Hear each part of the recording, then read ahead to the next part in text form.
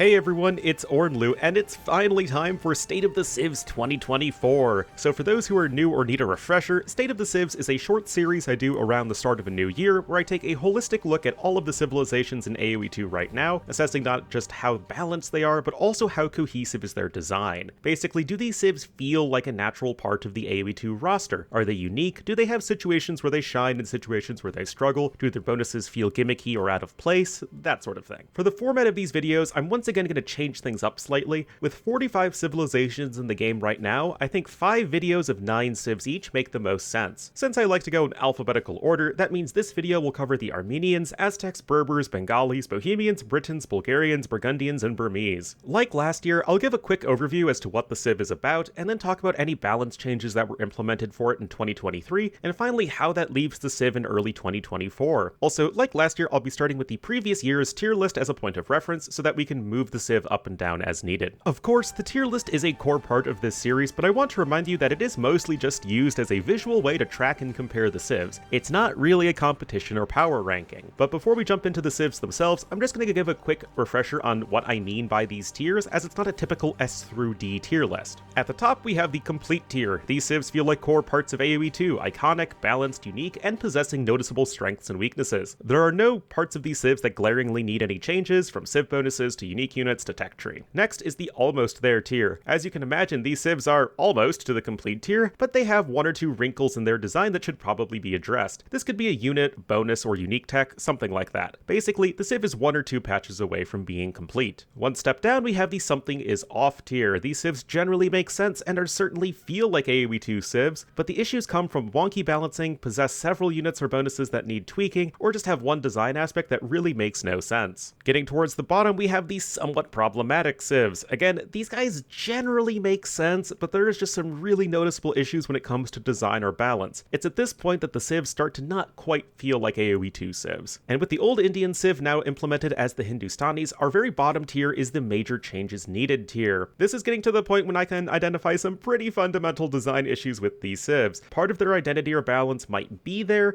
but there is just a fair amount of iterating that needs to happen before the civ feels complete. Alrighty, with all of that set up, let's finally get into it, shall we? For the first time, I'm going to begin one of these videos not with the Aztecs, because there's a new alphabetically first sheriff in town, the Armenians. This is one of the newest additions to AoE2, only coming out with the Mountain Royals DLC in October of 2023. Classified as an infantry and naval civilization, the Armenians are all about efficiency and leveraging timings. They have bonuses to the unique buildings for the Mountain Royal civs, with their mule cart drop-off sites being cheaper and boasting more efficient upgrades, and their fortified churches spawn a free relic. Right off the bat, this civ has flexibility in how it approaches the economy, with mule carts able to move around wherever they are needed, and better upgrades and even a free relic that are very straightforward. You get more resources no matter what type bonuses. This means the Armenians can play around with a lot of different strategies militarily, and the broad tech tree in the early to mid-game supports that. Barracks upgrades available an age earlier opens up some fun strategies, from Dark Age Spearmen to Mass Feudal Age Longswordsmen to Castle Age Champion and Halb spam. Fully upgraded Castle Age Cavalry, decent archers, and fantastic monks allow the civ to tailor their army composition to the specific situation. The warrior priest is also helpful in fighting for relics, which can be just as good in passive games as in aggressive ones. By this, I mean that if Armenians aren't able to use their strong economy and flexible tech tree to pressure their opponent for whatever reason, you can at least get 4 to 6 relics pretty consistently to set yourself up better in the late game. On water, the civ is fantastic, boasting strong galleys, demo ships, and drummonds, and an impressive wood/gold economy. Notably, the fire ship is absent in these bonuses, at least directly, which is a nice touch in a meta that is ruled by that unit on so many water maps. Naturally, all of that mid-game strength comes at a cost. The Armenian late game is rather unimpressive. This is where warrior priests drop off in being too expensive, your cavalry becomes bad due to missing important Imperial Age upgrades, and your archers fall off due to missing thumb ring, hand cannoneers, and anything resembling passable cav archers. Then, on top of all of that, Armenians have arguably the worst siege in the game, missing siege ram, siege onager, bombard cannon, and siege engineers. This makes the civ reliant on their extra tanky swordsmen, composite bowman unique unit, and fully upgraded monks to make some damage happen. At least you have bombard towers for the slow push. Okay, so as Armenians are still a pretty new civ, I thought it was worthwhile to go a bit more in-depth on the overview. As for how they fit into the Age of Empires roster vis-a-vis the all-powerful tier list, I think the civ falls pretty solidly into the something is off tier. This is not a bad placement for a brand new civ with very few patches under its belt, and the general theme of adaptability and flexibility at the cost of raw strength was done quite nicely, and the tough defenses make the Civ play out pretty differently to the other infantry and naval civilizations like Japanese, Malay, and Dravidians. The issue stemmed from, in my opinion, the implementation of the two unique units, the Composite Bowman and the Warrior Priest. Composite Bowmen have the unique trait of ignoring armor as a pierce damage unit, which sounds really awesome, but the lack of range combined with the fact that they don't ignore siege unit armor makes them die really hard to siege. Considering even tanky infantry also dies to strong siege and gunpowder in the late game, this does not really help matters. Armenians are just so reliant on monks to counter siege in the late game that it feels like a tough spot in so many matchups. Speaking to the Warrior Priest, this is a unit that feels really useful in low numbers in the mid game to collect relics, but the 60 gold cost is really inhibitive of you making more than 5 or so in a game, which feels like a bit of a waste. All of that said, Armenians remain a solid choice on open and closed maps, and a great option on water and hybrid maps, so they do slot pretty nicely into the game. They just need a bit more iterating to become a truly polished Civ. Don't worry guys, most of the sections won't be that long, especially as we turn to our second civilization, the Aztecs. In old Age of Conquerors standby, the Aztecs have always been the most aggressive of the American Civs, focusing on individual unit quality as opposed to cost efficiency. You miss the discounts of Mayans and Incas, but you have a better raw economy, and extra attack infantry, tanky monks, siege onagers, and strong skirmishers make the units themselves of Aztecs that much more threatening. Of course, most of these are very gold intensive, but that's where the relic bonus comes in. Still, Aztecs are arguably the most gold reliant civilization in AoE2 alongside the Turks, and it's no secret that these guys fall off a cliff once that resource runs low. Just like in astronomy, the hottest stars burn out the fastest, as it is for the Aztecs. So by my count, there were 7 distinct balance patches in 2023, which is way more than last year, across which Aztecs received exactly one specific Civ change, increasing the Jaguar Warrior Pierce armor from 1 to 2. And to be fair, that is a good change for a unit that is situationally very powerful, but the situation in which to build them generally requires units that are stronger out of the gate. But that brings us to the main changes to Aztecs, none of which were Civ specific. The addition of Gambesons and other swordsman buffs helped the Aztecs, a Civ with very strong infantry play, whereas the Eagle Warrior cost increase and the addition of Devotion and the Monk changes nerfed a Civ that is best at spamming Eagles and Monks in the mid game. However, with all of that in mind, Aztecs are in a perfectly fine spot. Last year they earned a spot in the complete tier, and I see no reason to change that for 2024. Aztecs will always thrive in the most aggressive settings, especially in 1v1s, however, they still have a role in closed maps as a strong flank Civ with Monk aggression and then siege onagers in the late game. The Civ is a fan favorite and in a stable spot for a reason. Jaguars are still pretty niche, but they are so good in their specific role that I don't really think they need much changing. We go from old to relatively new with our second Civ, the Bengalis. This elephant and naval civilization comes from the Dynasties of India DLC, and as such is one of the more unique AoE2 Civs. No nightline whatsoever, no camels, no gunpowder other than cannon galleons, already make your options somewhat limited, but there are plenty of things Bengalis have going for them. First and foremost, Bengalis are an economic powerhouse at most stages of the game, receiving 2 free villagers per town center when you age up. This means that +2 villagers in feudal age, +2 more in castle age, and usually between +6 to +10 in the imperial age. This helps you get your economy rolling, which is important for the expensive units the Civ tends to train. Elephants, and particularly elephant archers, are the main late game option with this Civ as they are tanky, conversion resistant, and take less bonus damage. Rathas can be a situational unit with their ability to switch between cav archer and heavy cavalry, and the tanky monks help keep the Bengali player alive in the mid game when their economy is still taking off. On water maps, Bengalis can live up to their naval reputation with regenerating ships and a strong economy, but closed maps are where the Civ will thrive the most, as they are best able to boom into their late game or go for heavy monk-based aggression. Of course, Bengalis have some noticeable weaknesses. As strong as their economy is, it is still much slower to get going than most of the aggressive Civs, and that hurts them the most on open maps, but can still make things awkward on slower maps where they shine. As far as the army composition goes, Bengalis don't have any bonuses to non-elephant, monk, or Ratha units, which doesn't do them much good on maps where archers, knights, camels, and halbs shine, aka most of them. Water maps can be an issue where Bengalis are still not all that fast, and don't even have the late game strength of Civs like Koreans, Portuguese, or Armenians. Even on closed maps, the lack of gunpowder can be a real problem in a meta that revolves so often about timings with those units. So last year, Bengalis were still pretty new, but unfortunately ended up in the somewhat problematic tier. Back then, I noted how Bengalis just felt too limited in their application on maps that weren't closed maps or water maps, and how one-dimensional their gameplay was. However, since then, Bengalis have received some balance changes. Their cavalry now get bonus damage against skirmishers, their infantry play is a little bit better with Gambesons, and now Rathas get some extra cav archer armor and a bit of trample damage. This was all good, and Bengalis are now not quite as weak to mass skirmishers as they used to be, but they still run into the issue that there is not much variety in what they can go for. It's almost always surviving into elephant archers. However, do these changes bump them up to something is off? It's close, but I think it does. does. Bengalis have, at the very least, carved out a niche for themselves in high-level play, with the more monk siege-based mid-games helping them survive on maps that aren't just free booms. I still think Rathas and Battle Elephants need to be brought into the limelight a bit more, but I have to admit that Bengalis are in a better spot now than they were a year ago. Next in the lineup is the Berbers from the African Kingdoms DLC from Check's Notes over 8 years ago, and yet I still think of them as a new civilization. Regardless, Berbers have always been focused on mid to late game speed and efficiency,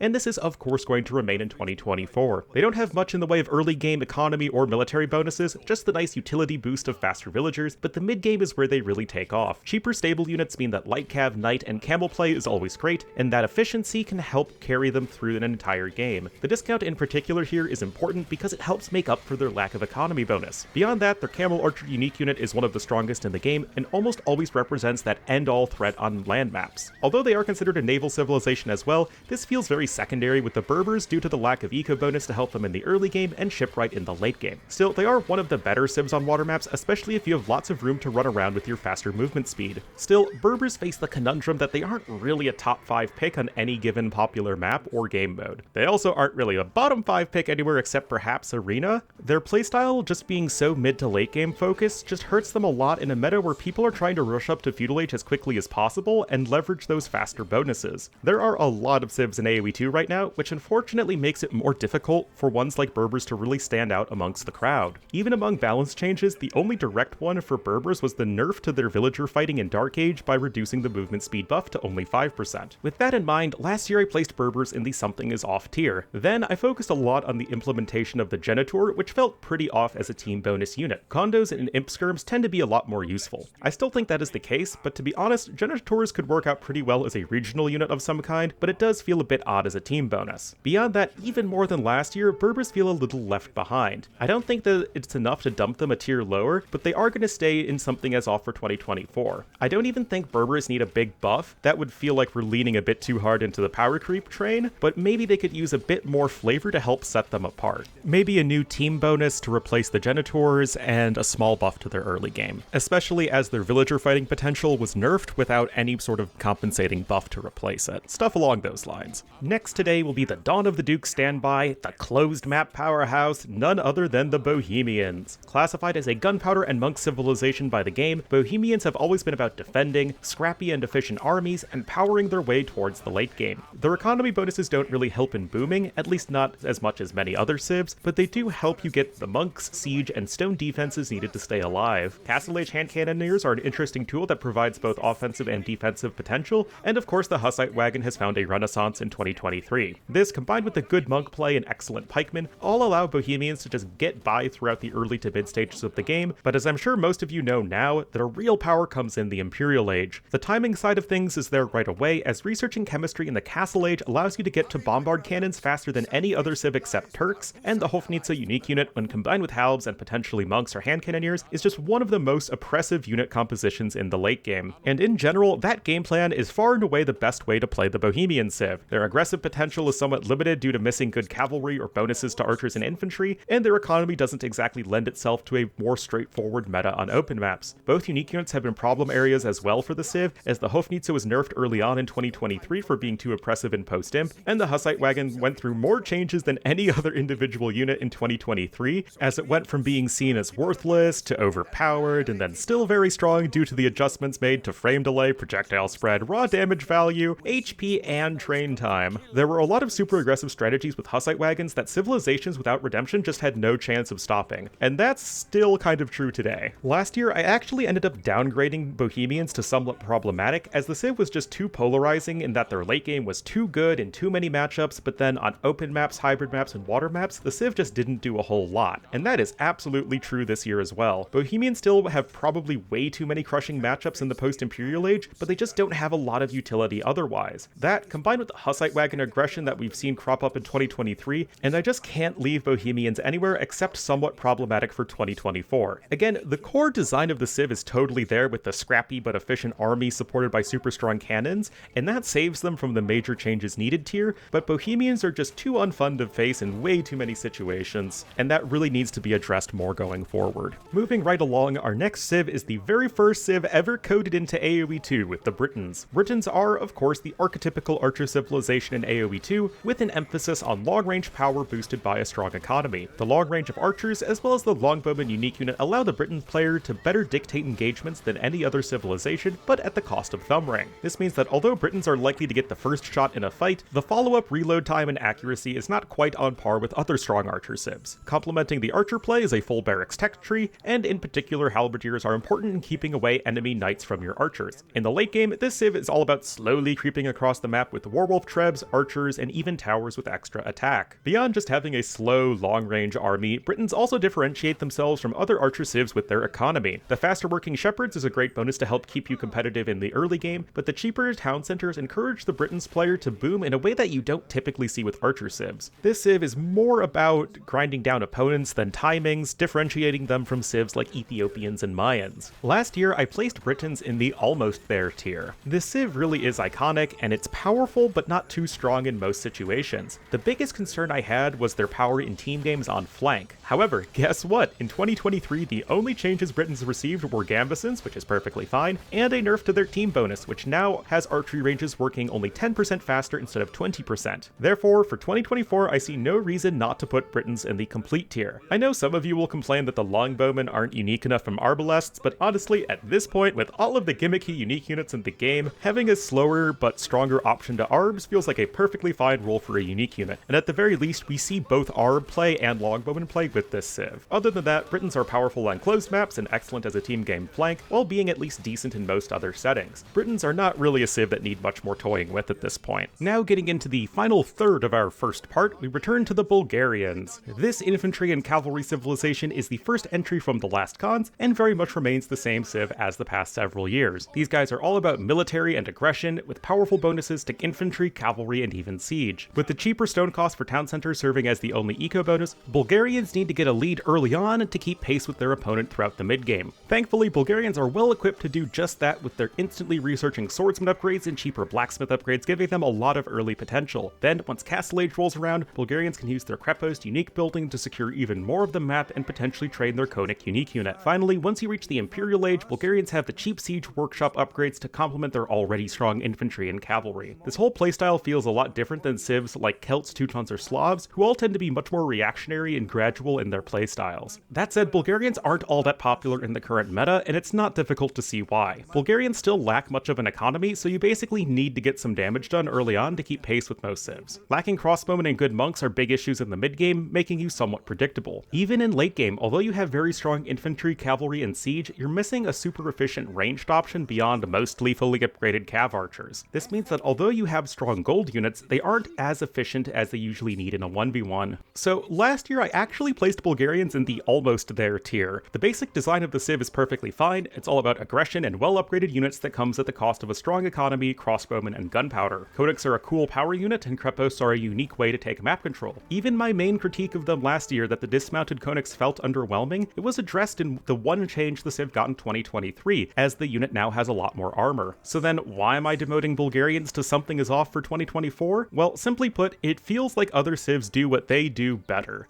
The American civs, Magyars, and even Romans are all played more often on super aggressive maps, and that's where Bulgarians are supposed to shine the most. To be honest, I'm not entirely sure what the civ needs. It feels interesting enough and strong in certain areas, maybe a numbers tweak or something, but whatever it is, we need more of a reason to play Bulgarians than we do right now. This civ is one of the biggest victims of power creep in the current meta. The penultimate civ for this video is going to hail from the Lords of the West expansion, the Burgundians. Although labeled as a cavalry civilization by the game, Burgundians are more of a hybrid cavalry economy gunpowder civ, and they certainly possess a unique playstyle. Unlike their Frankish brethren, Burgundians want to take a more passive approach to the early game, researching their discounted ecotechs in age earlier and perhaps collecting some relics to boost their gold and food income. Once the economy gets rolling, however, Burgundians can really take off with some powerful timings. Cheap stable upgrades and Castle Age Cavalier are the main ways you tend to go about this, but the cost-efficient Coustier unique unit, strong gunpowder, and solid monks also work. Especially when compared to Franks, the Burgundian cavalry is not as strong pound for pound, but it's cheaper and easier to tech into, shifting the power spike from post-imp to early imp. These two civs really have the dynamic of finesse versus brute strength. Still, there is plenty to gripe about with the Burgundians. Last year, I placed them in the somewhat problematic tier due to their somewhat oppressive economy on closed maps, snowbally Coustier unique unit, and of course, the dreaded button, aka Flemish Revolution. Although these issues persist to some degree, the devs did take heed to the cries of the community in the early part of 2023. First, Flemish Revolution was changed to a floating allocating costs based on how many villagers you have, with the units themselves being made weaker. This effectively killed the tech. It's just not good now. I still hate its design, but I'd rather Flemrev be useless than oppressive any day. Economically, the Burgundian food discount was toned back from 40 to 33%, and this helped bring the Civ a bit closer to most other strong economy Civs, and although they might still be a bit overbearing, it's at least less pronounced. So what does that mean for 2024? Honestly, I still have plenty of issues with the Civ, and I'm not sure I can quite bump it up to something as off just yet. We know what's off with the Burgundians. Flemish Revolution is now basically a dead unique tech, and the Civ is still arguably too strong on closed maps. But even so, I still think the Civ is at least moving in the right direction. Like I said, I think the unique identity of the more economy and technology focused sister of the Franks is totally there, and they feel at least passable on open maps, so that already puts them ahead of Bohemians in that regard. That said, I still don't love the Coustier design, but at the very least there's a reasonable choice between going for them versus Paladins. I just don't think I can give even a middling rating to a Civ with Flemish Revolution on top of some other balance concerns. Lastly for today, we will look at the Burmese, who notably won the most likely to get a balance change award back in high school. However, worry not, because the Civ only had changes in 2 of the 7 balance patches this year. Progress! So despite being labeled as an elephant and monk civilization by the game, Burmese are perhaps the least elephant-y of the Civs that share that designation. Burmese have several different bonuses that can lead you in different directions, but they still mesh together quite well. At the core of these is the free wood upgrades. That is just a universally applicable bonus that will save you resources when you age up. Getting what are probably 2 of the best upgrades in AoE2 for free is just generally nice to have, even if it isn't as powerful as what some other Civs have. Militarily, the extra attack for infantry give Burmese nice options ranging from a men-at-arms rush to strong champion and halberdier play in the late game. Monks are always an important part of this civilization, as saving all of the gold on those expensive monk techs really helps in low economy clown-like situations. Of course, the flashiest tool in the Burmese arsenal is the Arambai unique unit. Ever since it was changed to have more of an area of effect damage profile in larger numbers as opposed to being a conquistador knockoff, the Arambai fill an interesting and unique role for the Civ, giving a strong mobile and cost-efficient option throughout the mid to late game. Of course, where Burmese famously fall apart is against strong archer Civs. They are the only Civ in AoE2 to miss the leather archer armor, aka +2 defense upgrade, which gives the Civ an enormous weakness to Castle Age and early Imperial Age archer play. The devs have attempted to balance around this for years now, and this year's idea was to swap the unique tech so that Monopore cavalry is in the Castle Age, making the Burmese cavalry much stronger against archers. Still, that requires a castle, and it's a bit tricky to tech into. Last year, Burmese were still fresh from their Arambai rework, so I didn't end up placing them higher than major changes needed. Overall, I'd say that the rework was quite successful at making the unit feel more unique, and importantly stronger against archers while being a bit weaker versus cavalry. Burmese already have plenty of strong anti-cav options, so this feels quite welcome. Still, I don't think the Civ is quite ready to make it higher than something is off. The archer weakness remains an issue, and honestly, I don't see enough of this Civ at high level play where the gameplay is anything other than mass Arambai or a monk all-in. Monopore cavalry in its current state could be fine, I just haven't seen enough evidence to come to that conclusion. However, even if all of that's okay, we still have the elephant issue. Battle elephants are very rarely viable with this Civ, as the extra armor does not help them against monks or halbs. Burmese tend to play a lower eco style anyway, unlike Khmer, Malay, and Bengalis, so it is difficult to get them going in the first place. Regardless, Burmese are certainly going in the right direction as a Civ, which is not something I have been able to say for most of its history, and that is something to be happy about. And with that, we have completed our first of our 2024 civilization reviews. I know 9 Civs a video seems pretty low, but I'm gonna do my best to get these out as quickly as possible throughout the rest of January into early February. I'm gonna shoot for what, a week. So then, be sure to tune in next week for the Byzantines, Celts, Chinese, Cumans, Dravidians, Ethiopians, Franks, Georgians, and Goths. And of course, be sure to let me know what you think of the civilizations we discussed today in the comments. Lastly, I do want to give a special shout out to my Patreon supporters, with Anonymous in the Great Wolf tier, and then Carolyn, Dieter, Liquid Egg Product, Hryru, and Tanduri in the Dire Wolf tier. If you're interested in supporting my channel further and getting some extra perks, the link to my Patreon is always in the description. But of course, as always, thank you all so much for watching, and I'll see you guys next time.